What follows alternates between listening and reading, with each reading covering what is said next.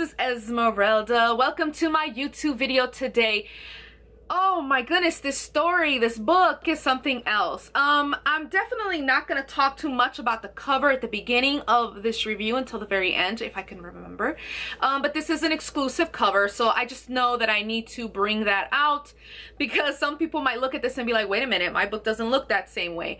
This is an Owl Crate, basically exclusive cover for this particular book. The publishers were able to basically do something a little bit different, and there is kind of a meaning or a reasoning behind this cover, which I'll explain later on. Anywho, this book is The Hazel Wood by Melissa Albert. Now, this author originated in Illinois, and now she currently resides, I believe, in Brooklyn, New York, at least from what I got from a little bit of information from the author herself. Now, let me tell you, the moment you pick up this book, if you see it anywhere, even at a bookstore or the library or whatnot, if you guys read this back, it hits the nail on the head. You will be able to understand everything that it says here, because I'm like, whoa, like, at first I was like, well, it seems like it's gonna be kind of like a creepy maybe book, like just maybe with a little magic in it. You guys, has anyone out there read Alice in Wonderland? Like, actually sat down, not no watching TV or watching, no, sat down and actually read an Alice in Wonderland book. I think even though it was a children's book, I think it was very, I don't know how to explain it, like very sometimes hard to follow. Now as an adult reading it, like, I could definitely follow through with it, but there's times where I'm like, wait, what? Like, she was here, but then now she's over here. And like, it kind of throws you off a little bit. At least, I mean, keep in mind it's a classic book. Would just imagine a little bit of that, but let's just say it got turned upside down into something really kind of sinister in a way. Very creepy, very dark. This is definitely a book, put it this way. Alice in Wonderland, I'm not saying this is exactly the same plot as Alice in Wonderland, the same thing as Alice in Wonderland, but it kind of flows like Alice in Wonderland, if you know what I mean. And what's weird is the actual main character in here, her name is Alice. But in this book, Alice calls her mother Ella, and which, by the way, I kept calling her in my head Ella because I'm Hispanic and I see two L's and I immediately want to say Ella. But now it's Ella. Anywho, so this story is about her and her mother.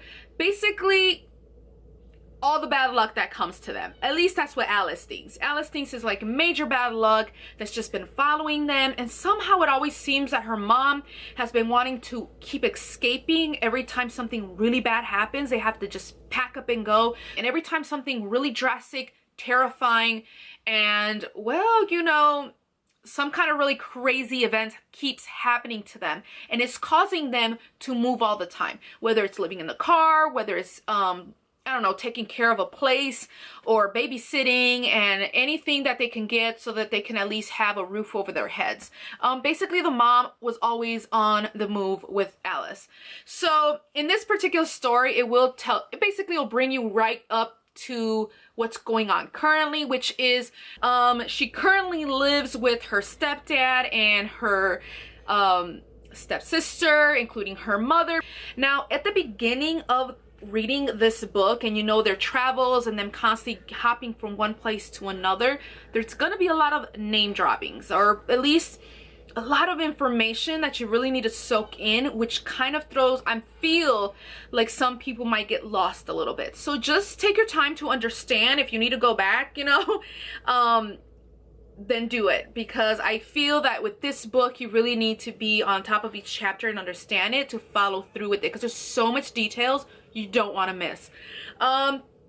It started off with an article from Vanity Fair, and it basically talked about Anna Parks. Now, she's actually the grandmother of Alice and the mother of Ella, and she goes by the author name of Althea Proserpine. I hope I'm saying that right. I'm probably saying it wrong. Come on, people. I butcher so much names. So cut me a little slack. Oh, I was gonna say snack. I must be hungry. Woo! Anywho, but Althea, okay? So that's her author name, and she wrote a book. Now here, I put my finger here so I wouldn't forget, because for some reason I just can't stick it in my head.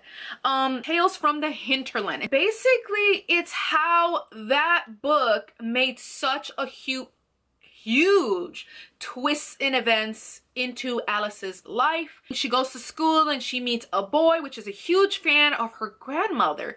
And it's just basically Alice realizing that she was talking to this fan, but basically is how something drastic happened. She came back from school and basically she can no longer find her mother. She doesn't know what happened. Something definitely creepy is going on, and the first thing she can definitely think of doing is just going to this fan who happens to be her classmate, who happens to later on be kind of like an acquaintance, like a friend, and his name is Finch, and he has read the book of the, you know, the fairy tales of the Hinterland, and oh, he's like a huge fan. So she figured, you know what? I wonder if all of this has something to do with my grandmother and something to do with her. She wanted to know a little bit more about it. And since Finch is a fan, she figured maybe he knows a lot of information.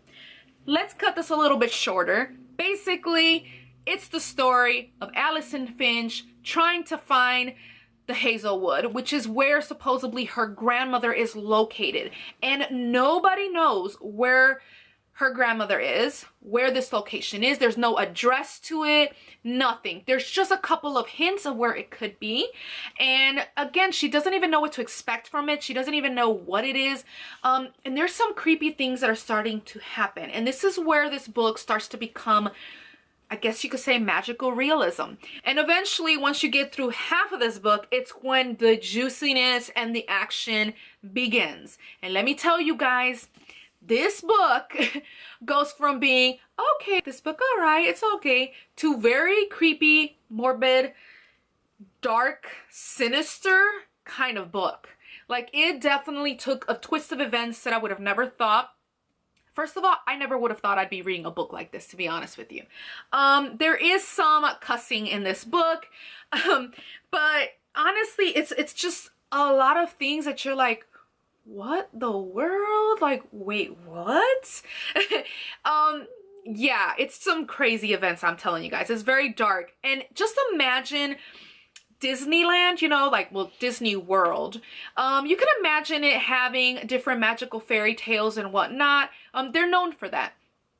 The Hinterland, just imagine fairy tales, but really twisted, creepy, dark, with a hint of a bit of thriller in there, okay? That's what the Hinterland stories are, which I kind of heard, don't take my word for it, but I think I kind of heard that there's a possibility that this author might end up doing some books of the Hinterland fairy tales, because I would really love, now that I've read it, I would really love to know a little bit more about the details of that book. And just to kind of give you guys an idea, I think it was chapter 3, it will give you the names of some of the books that actually were not books, but the stories, the fairy tales that were in the book.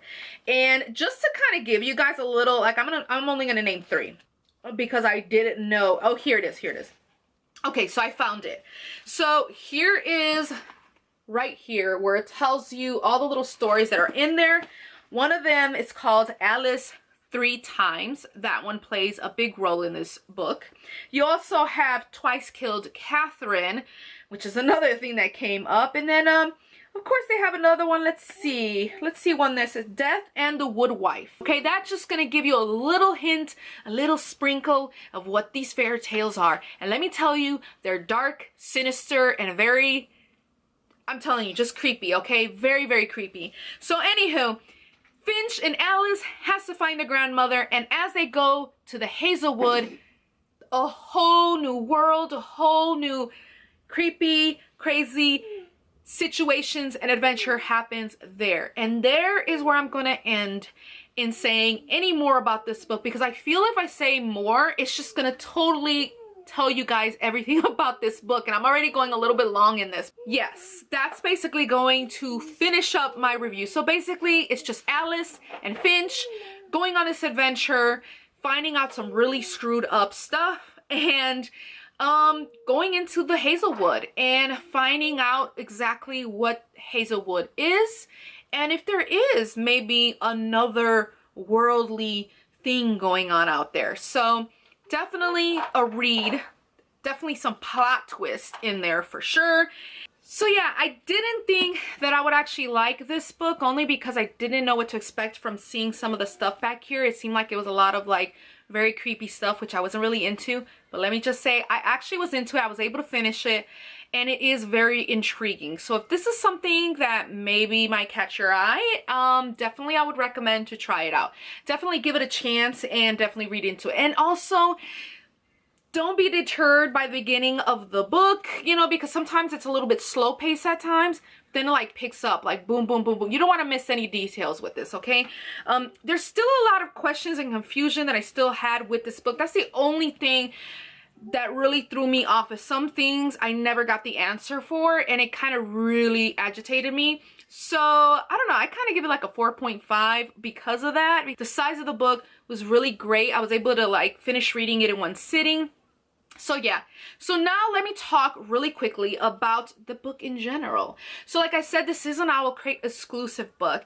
The original book is actually black cover, and it still has the same kind of things here, as you guys can see.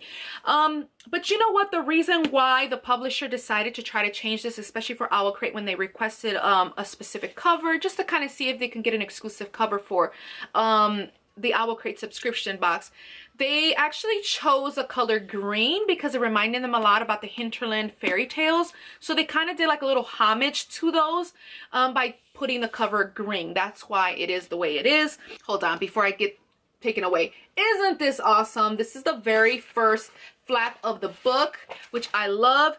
Now, keep in mind that the actual cover is pretty plain, very simple. There you go, straight to the point. There you go.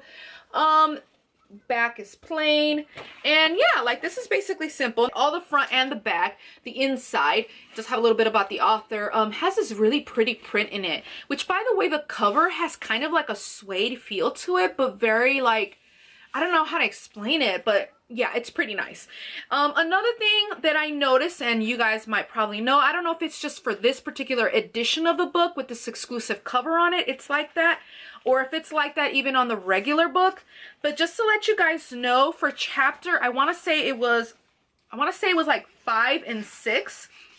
Really quickly, the pictures in every chapter, they give you a picture. For example, chapter 9, they give you this, and it kind of gives you a little snippet of what that chapter is probably going to be. It kind of summed up into one picture. 5 and 6, I'm not going to tell you why, and you guys wouldn't even know, but this picture should be in this chapter, and this picture should be in this chapter.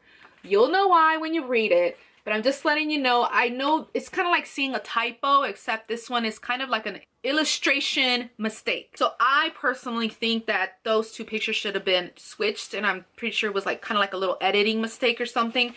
But other than that, this book is really great. I hope you guys enjoyed this review, and I kind of wanted to just hurry up and try to give you guys a little bit about this, even though I know I babbled a little too much.